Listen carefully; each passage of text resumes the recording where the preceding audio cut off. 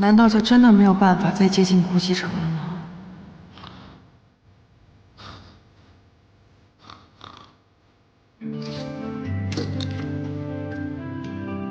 谢谢你啊，小薇。